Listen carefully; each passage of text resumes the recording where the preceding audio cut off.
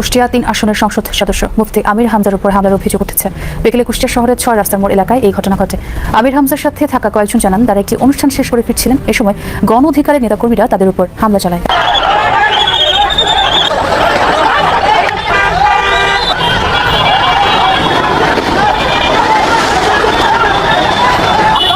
আমির হামজা, মুফতি আমির হামজা হাদি ভাইয়ের মতো তাকে হত্যা করার পরিকল্পনা চলছে। মব সৃষ্টি করে এমপি আমির হামজার উপরে হত্যার উদ্দেশ্যে তারা হামলা করেছে। এমপি সাহেবের আক্রমণ হয়েছে হত্যার উদ্দেশ্যে এবং তার গাড়ির উপর আক্রমণ হয়েছে। ইভেন আমার পাও দেখেন কেটে ফেলছে। আমাদের 9 থেকে 10 জনের অবস্থা খারাপ। আমাদের এমপি সাহেবের গাড়িতে ইট মারছে, এমপি সাহেবের গাড়িটা ভেঙে গেছে, আপনারা দেখতে পারেন। এবং এমপি সাহেবের গায়েও লাগছে একটা ইট। এবং আমরা এখনো জানি না কি অবস্থায় তিনি আছেন। আমাকে মেরে ফেলার উদ্দেশ্যে এরা হামলা করেছিল, অ্যাটেম্প টু মার্ডার। পুলিশের গাড়ির সামনে পেছনে, অথচ গাড়িতে আমার উপরে হামলা করে আমার গাড়ির কাজ ভেঙে দেয়। আমার পেছনে এই জায়গায় লাগে। আমার সাথে 6-7 জন যারা ছিল তারা প্রায় 6 জন আহত। আমি এখনই মামলা করতে চাই। এখানে গণ অধিকারের কি জেলা সেক্রেটারি নাম আব্দুল খালিদ, এরপরে তৌকির, এর নাম তৌকির, এরপরে এই বাদের এদিকে বাড়ি জহুরুল, সিরাজের ছেলে জহুরুল। আমি সবাইকে তো চিনি না, এরকম কিছু যাদের চিনি তারা এদের নাম মেনশন করে আমি আজকে হত্যা মামলা। মুফতি আমির হামজার উপর ভয়াবহ সন্ত্রাসী হামলা চালিয়েছে ভিপি নূরের দল, গণ অধিকার পরিষদের সন্ত্রাসীরা। আপনি চিন্তা করেন, আপনি কোন দেশে আছেন? একটা মগের মুল্লুকে আছেন। একজন এমপি, তাও বড় কোনো সন্ত্রাসী প্রফেশনাল যারা রাজনীতি করে, পাওয়ার পুলিশ করে, আওয়ামী লীগ বিএনপি, তারা হলে একটা কথা ছিল না। গণ অধিকার পরিষদের বাচ্চা ছেলেরা সেদিনকার জন্মগ্রহণ করেছে, এখন পর্যন্ত রাজনীতি ঠিক মতো বানান করতে পারবে না। এরা বিএনপির মিত্র। এই গরমে এমপির গাড়ির উপর হামলা করেছে, এমপির গাড়ি ভাঙচুর করেছে, এমপির হাতে আঘাত লেগেছে। জাস্ট ইমাজিন, এমপির হাতে আঘাত দিয়েছে গণ অধিকার পরিষদের এই বাচ্চা সন্ত্রাসীরা। আমির হামজার বাড়ির দরজা জানালা ভাঙচুর করেছে। কত বড় সাহস! আমি চিন্তা করি, জামাতের লোকজন যদি সর্বোচ্চ পরিমাণ ভদ্র, পরিশীলিত, মার্জিত, ধৈর্যশীল না হতো, একটাও ঠিকভাবে বাড়ি ফিরে যেতে পারতো না। ওইখানেই ফয়সালা হয়ে যেত। কিন্তু জামাতের লোকজন দায়িত্বশীল। আমির হামজা বলছেন আমি মামলা করব, কিন্তু জামাত জাস্ট প্রতিরোধ করেছে। কিন্তু আপনি চিন্তা করেন, একজন এমপির গাড়ির উপর হামলা করে এবং তার হাতে আঘাত করে, তার বাড়ির, তার ঘরের দরজা জানালা ভাঙে, একটাও আস্থা ফিরে যাওয়ার কথা। সেই অনুযায়ী গণ অধিকার পরিষদের এই বাচ্চা সন্ত্রাসীদের জামাত শিবির কিছুই বলে নাই। এবং আমরা বলবো যে একজন এমপি, ঠিক আছে, আমির হামজা ভিপি নূরের বিরুদ্ধে না কি বলেছেন, রাশেদের বিরুদ্ধে না কি বলেছেন। রাশেদ তো গণ অধিকার পরিষদ না, রাশেদকে বললে গণ অধিকার পরিষদের লাগে কেন? হোয়াটএভার বলেছেন। এখন আমির হামজার বক্তব্য যদি পছন্দ না হয়, তারা পাল্টা বলবে। হ্যাঁ, তারা প্রতিবাদ সমাবেশ করেছে, রাজপথে মিছিল করেছে, করুক, ডাজন্ট ম্যাটার। বাট হামলা করতে গেল কেন? একজন এমপি পুলিশ প্রোটোকল নিয়ে যাচ্ছে এবং এমপির বাড়িঘরে হামলা করছে। কত বড় সাহস! বিএনপির পাওয়ারের গরমে হিটাহিট জ্ঞান হারিয়ে ফেলেছে। এখন এইখানে জামাতের পরীক্ষা। কুষ্টিয়া জেলা জামাতকে পরীক্ষা দিতে হবে, পরীক্ষা পাস করতে হবে।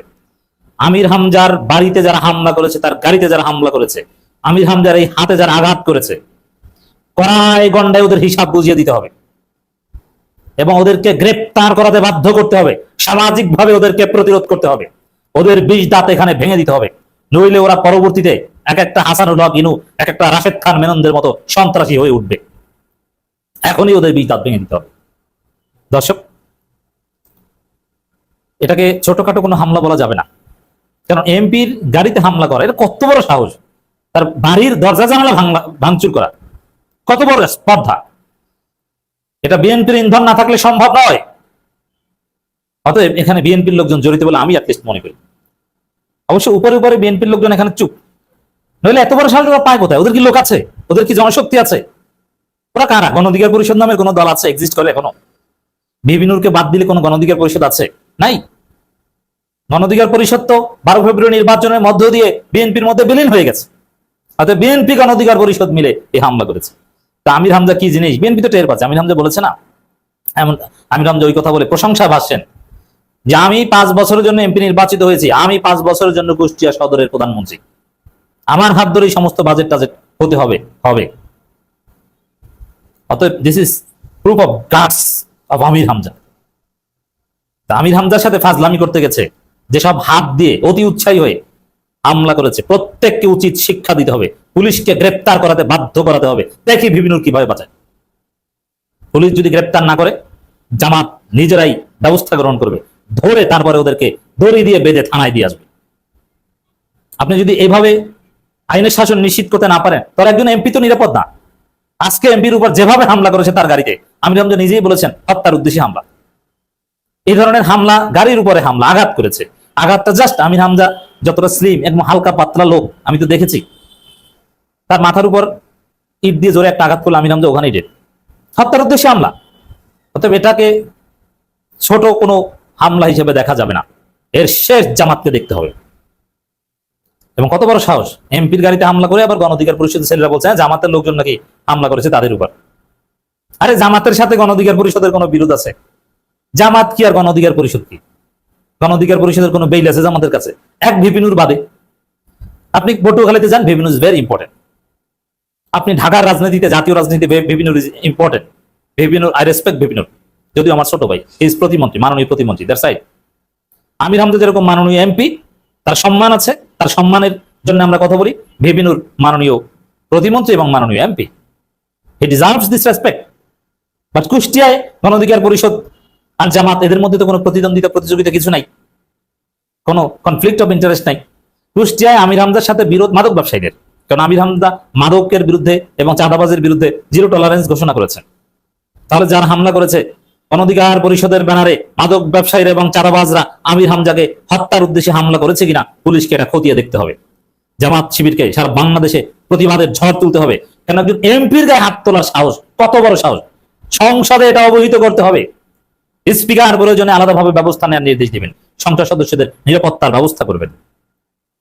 আর নিরাপত্তার ব্যবস্থা যদি করতে হয়, যারা আজকে হামলা করেছে এদেরকে টুকিয়ে টুকিয়ে, খুঁজে খুঁজে তাদেরকে গ্রেপ্তার করতে হবে। তাহলেই এমপিরা নিরাপত্তা পাবে। আরো এক জায়গায় দেখলাম যে কোথায় যেন এক বিএনপির এমপি আক্রান্ত হচ্ছে। অভিযোগ যার বিরুদ্ধে করা হোক, এতে বিএনপির ভিন্ন গ্রুপ থাকতে পারে। এই জন্য যে দেশের সংসদ সদস্যদের নিরাপত্তা নাই, সে দেশে সাধারণ মানুষের কোনো নিরাপত্তা থাকতেই পারে না। সংসদ সদস্য রাস্তায় চলাফেরা করবেন, তার হত্যার উদ্দেশ্যে হামলা করবে, তার গাড়ি ভাঙচুরের শিকার হবে, দিলে নিজে হাতে আঘাত পাবেন, সাধারণ মানুষের জীবনের কোনো নিরাপত্তা থাকতে পারে না। এটা স্বরাষ্ট্রমন্ত্রীর জন্য, বিএনপি সরকারের জন্য একটা লজ্জা। তাও হামলাটা করেছে কারা? বিএনপি সরকারের পার্ট, তাদের মিত্র। তো দর্শক, কুষ্টিয়া সদর আসনের সংসদ সদস্য মুফতি আমির হামজার গাড়ি ও বাড়িতে হামলা চালিয়েছেন গণ অধিকার পরিষদ নেতাকর্মীরা। ক্লিয়ার সংবাদ আমার দেশের। পরে ঘণ্টাব্যাপী দুই পক্ষে ধাওয়া পাল্টা ধাওয়া, অন্তত 10 জন আহত হয়েছে। তাদের মধ্যে জামাতেরই প্রায় 10 জন চিকিৎসা নিচ্ছে। দেখেন, ইটস ভেরি ইম্পর্টেন্ট যে গণ অধিকার পরিষদের মতো বাচ্চা কাচ্চার সাথে জামাতের কি ধাওয়া পাল্টা ধাওয়া চলতে পারে না? এর মানে এখানে বিএনপির ইন্ধন আছে। প্রধানমন্ত্রী কোন একটা জনসভায় যে বলতেছেন যে বিদ্যুৎ নিয়ে বিরোধী দল আমার সম্পর্কে বা দেশের সম্পর্কে বা সরকার সম্পর্কে বা বিদ্যুৎ মন্ত্রণালয় সম্পর্কে উল্টাপাল্টা কথা বলতেছে। তারা বলতেছে কি বলতেছে যে বিদ্যুৎ না দিতে পারলে গদিসার সামনে হারিকেন নিয়ে বসছে। হারিকেন চিনেন না আপনারা? হারিকেন নিয়ে বসছে, পিছনে ফ্যান চলতেছে। ভালো করে দেখেন, পিছনে কিন্তু ফ্যান চলছে। মারাত্মক কথা না? আমি শুনে না হাসতে হাসতে মরে গেলাম যে আসলেও তো সামনে হারিকেন চলতেছে, মানে বিদ্যুৎ নাই, পিছনে ফ্যান চলতেছে। যদিও হারিকেনটা প্রতীকী ছিল, আমি সেটা ওই সময় মাথায় খামাই নাই, কিন্তু শব্দটা বা শব্দ চয়নটা বা প্রধানমন্ত্রীর এক্সপ্রেশনটা খুব ভালো লাগছে এবং এটা কিন্তু ভাইরাল হয়ে গেছে। মানে মাননীয় প্রধানমন্ত্রী দেশে আসবার পর অনেক ভাষণ দিচ্ছেন, কিছু কিছু কথা ভাইরাল হয়েছে, কিন্তু এটা কিন্তু প্রচুর ভাইরাল হয়েছে। আপনারা দেখছেন কিনা জানি না, সামনে হারিকেন পিছনে ফ্যান।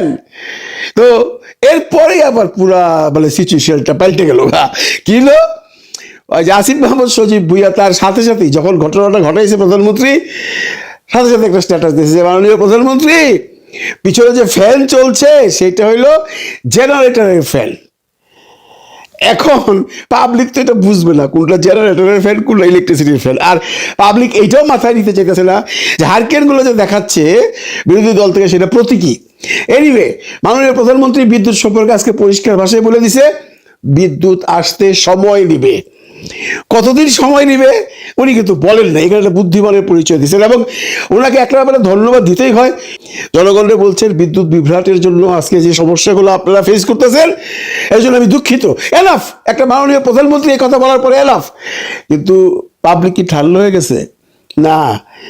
যত যাই বলেন, আমার পেটে যদি ভাত না থাকে, আমার ঘরে যদি বিদ্যুৎ না থাকে, আমার ঘরে যদি গ্যাস না থাকে, আপনি যত মধুর কথাই বলেন মাননীয় প্রধানমন্ত্রী, মানুষ কিন্তু স্বস্তিতে থাকবে না।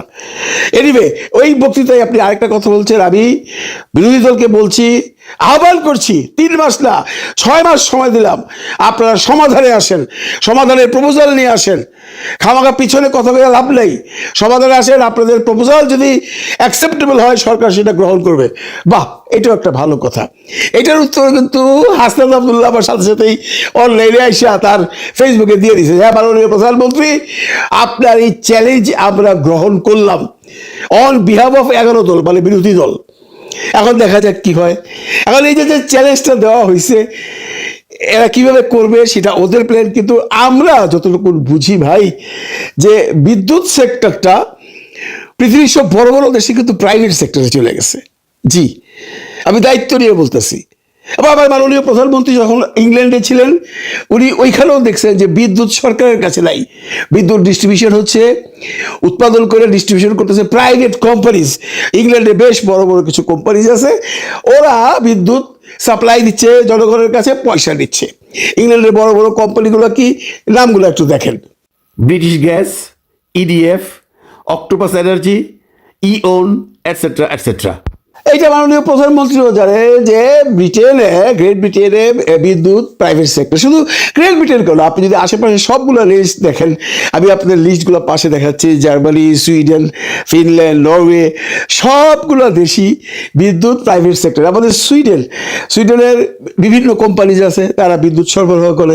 আমি যখন ঘুম থেকে উঠি তখন দেখি টেলিফোন, আননোন নাম্বার থেকে ফোন ধরি, ভাই তুই কোন কোম্পানির বিদ্যুৎ দেশ, কত টাকা বিল দেশ। আমি যদি বলি এত টাকা দেই, অমুক কোম্পানিটা নেই, বলে যে না আমাদেরটা লো, আমরা এই ফ্যাসিলিটি দেবো। মানে লাইকে আছে 4-5টা কোম্পানি আছে, খালি পাবলিক রে ডিস্টার্ব করতেছে এবং বলতেছে তুমি ওইটা ছেড়ে এইখানে আসো, মানে কম্পিটিশন মার্কেট। মাননীয় প্রধানমন্ত্রীরা জানেন, ইংল্যান্ডে যেহেতু ছিলেন ওইখানে উনি এইভাবেই বিদ্যুৎ বিল দিয়েছেন। উনি জানেন কতগুলো কোম্পানি ইংল্যান্ডে আছে প্রাইভেটলি সেক্টরে কাজ করতেছে।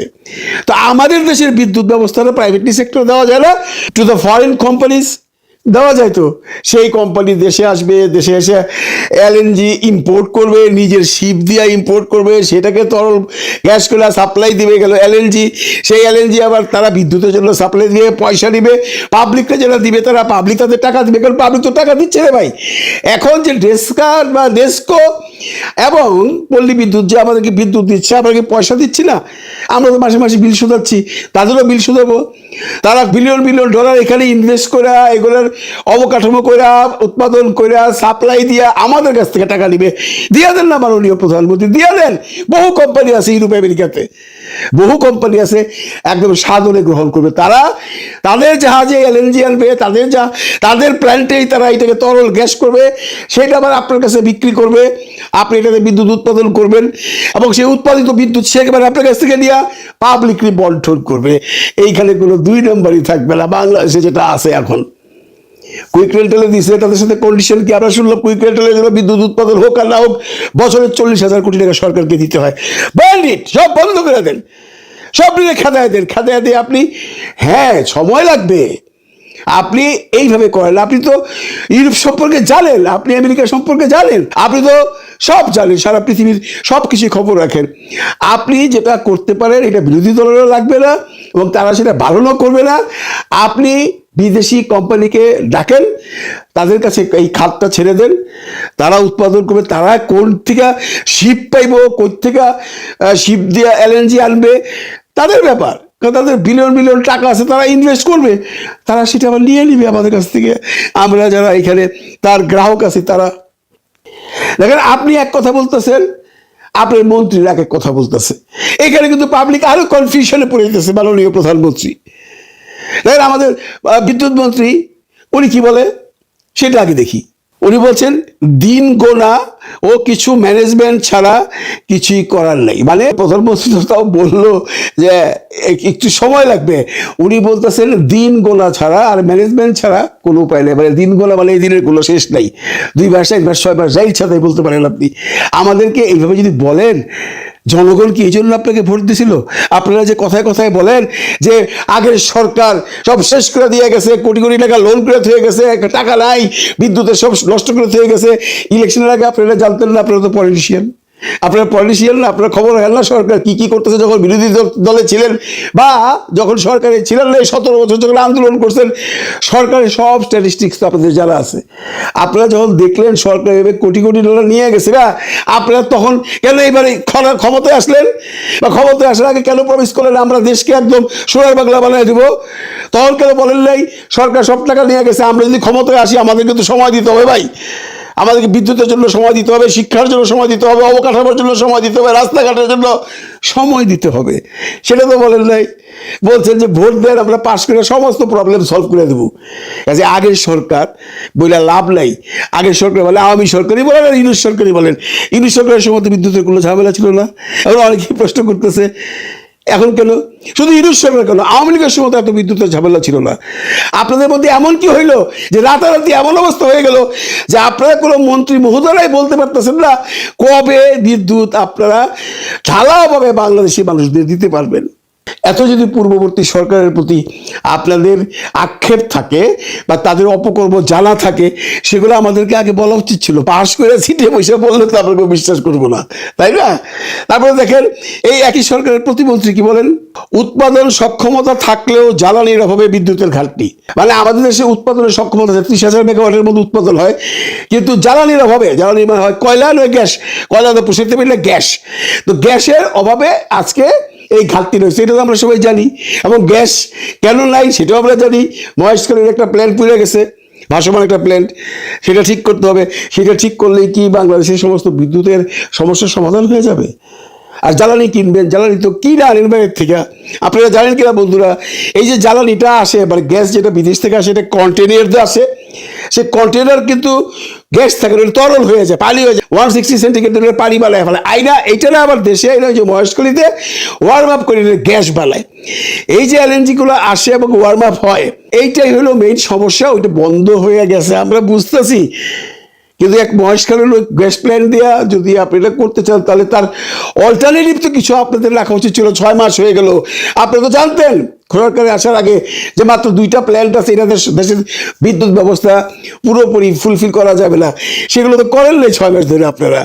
এখন বলতেছেন সেই যে গ্যাস আসবে তার জন্য যে জাহাজ দরকার, সেই জাহাজ বানাইতে নাকি 2 বছর লাগবে। কে বলছে জানেন?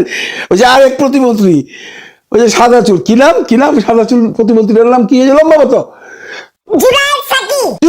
জুনায়েদ সাকি। উনি কি বলছে দেখেন, চাইলে গ্যাস আমদানি সম্ভব নয়, চীন থেকে কন্টেনার আনতেই লাগবে 2 বছর। মানে উনি 2 বছর পিছিয়ে দিল, 2 বছর বিদ্যুৎ পাইবেন না। আরে মন্ত্রী মহোদয়, চীন থেকে কন্টেনার বানাইতে লাগবে 2 বছর, চীন থেকে কন্টেনার ভাড়া পাওয়া যায় না, এগুলো কি উদুর বুদুর বুঝালাম গুলো। কন্টেনার ভাড়া পাওয়া যায় না, ভাড়া আনতে 2 বছর লাগবে নাকি? আর আপনি তো এই মন্ত্রণালয়ের কেউই না, তারপরে কেন বলতেছেন এই সমস্ত কথা বলে? সরকার এবং সরকারের ভিতরে অন্যান্য মন্ত্রী মহোদয় এবং পাবলিককে কনফিউজ করে দিচ্ছেন। এই একই কথা বলছে আমাদের বাণিজ্য মন্ত্রী তো একটা ফ্যাক্টর, কারণ উনি তো বাণিজ্য করবে, উনি জিনিস আনবে, যে কোনো বিদেশ থেকে কোনো জিনিস বাণিজ্য করে দেশে আনবে, মানে এলএনজি যেটা, এটা তো উনার আনলে। উনিও বলছেন, উনি কি বলছেন দেখেন, উনি বলছে গ্যাস সংকট কাটাতে 2 বছর সময় লাগবে। বাইরে পাবলিক এগুলো শুনলে আপনাদের ট্রাস্ট করবে? আপনারা এক একজন এক এক কথা বলছেন। মাননীয় প্রধানমন্ত্রী বলতেছেন অল্প সময়ের মধ্যে সমস্ত প্রবলেম সলভ হবে। অল্প সময়টা ধরলাম 1 মাস 2 মাস। মন্ত্রী মহোদয় যে বিদ্যুৎ মন্ত্রী, উনি বলতেছেন যে আমি জানি না কবে ঠিক হবে। আপনারা আবার বলতেছেন 2 বছর লাগবে। আরেক মন্ত্রী বলতেছে টাকা নাই। তো টাকা নাই তো আমরা জানি, দেশে তো কিছুই নাই, সব তো সরকার লয়ে গেছে গা। এটা আপনারা জানতেন না? যাই না শুনে আসেন নাই? তো এখন তো ওদের দোষ দিলে পাবলিক তো মানবে না। পাবলিক তো স্ট্রেট বলতেছে যে ভাই আমরা আগে তো ভালো ছিলাম, ইউনুসের সময় বাদ দিলাম, আওয়ামী লীগের সময় তো এত বিদ্যুৎ আমরা এত ভোগান্তি পাই নাই। তো এগুলো কথা বলে লাভ নাই। আমি মাননীয় প্রধানমন্ত্রীকে বলবো আপনি ওই লাইনেই চলে যান। আপনি আপনার মন্ত্রণালয়কে বলেন ধীরে ধীরে বিদেশি কোম্পানিজকে বাংলাদেশে ঢোকান, তাহলে বিদ্যুতের এই প্রবলেম আর থাকবে না, এবং আপনার পকেট থেকে তো কোনো টাকাও যাবে না।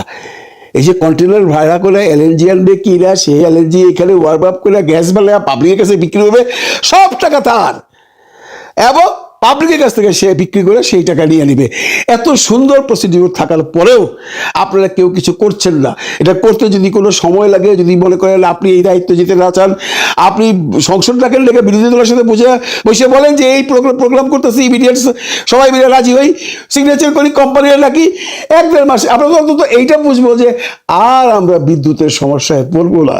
কারণ ইউরোপ আমেরিকাতে বিদ্যুতের কোনো সমস্যা নাই, তাদের বিদ্যুৎ তো আল্লাহ তাল্লাহ এসে দেওয়া যায় না, তারা নিজেরাই উৎপাদন করে, তারা নিজেরাই ডিস্ট্রিবিউট করে, এবং কখনো আপনার লোডশেডিং হয় না। এটা আপনারা জানেন কেন হয় না?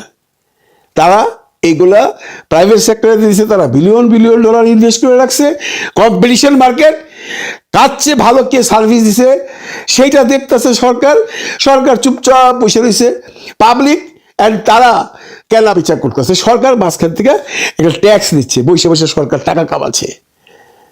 ভালো না এটা? ভাববেন একবার।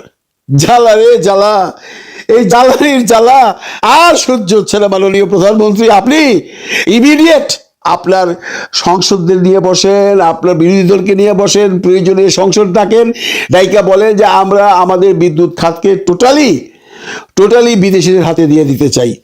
এখন অনেকেই বলবেন হ্যাঁ এগুলো ঘাঁটি হবে, এগুলো অমুক হবে। ভাই এগুলো কথা বলেন না। এয়ারপোর্ট যদি বিদেশি কোম্পানি লাগেজ হ্যান্ডেল করতে পারে, চট্টগ্রাম বন্দর যদি করতে পারে, বিদ্যুৎ করতে পারে, তারা তো এখানে ব্যবসা করতে আসবে, তারা আপনাদের দেশ দখল করতে আসবে না। আমরা তো শান্তি মতো বিদ্যুৎ গ্যাসটা পাবো নাকি? কাজেই ওই যে সুদীমহল যখন বলেন হ্যাঁ দেশের সব কিছু বিদেশি নিয়ে গেছে, আর ভাই বিদেশি বেলা তার নিজের টাকা নিয়ে আসবে, ইনভেস্ট করবে, উৎপাদন করবে, ডিস্ট্রিবিউশন করবে, আমাদের কাছে টাকা নেবে, আমাদের অসুবিধা কোথাও। ওনারা কি রাজনীতি করতে আইতেছে? ওনারা দেশ দখল করতে আইতেছে। ফালতু কথা। ভালো থাকবেন সবাই, ভালো রাখবেন সবাইকে। আল্লাহ হাফিজ।